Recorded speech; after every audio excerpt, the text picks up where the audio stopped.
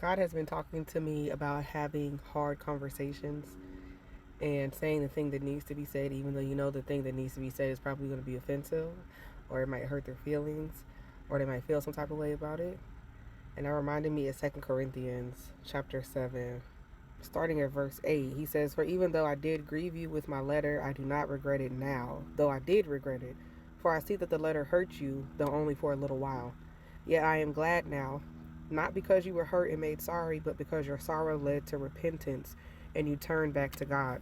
For you felt a grief such as God meant you to feel, so that you might not suffer loss in anything on our account. For godly sorrow that is in accord with the will of God produces a repentance without regret, leading to salvation.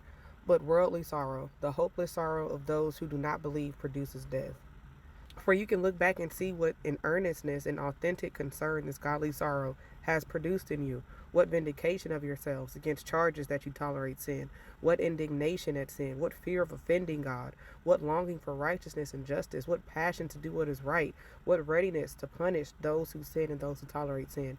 At every point you have proved yourselves to be innocent in the matter." So sometimes you have to say the thing.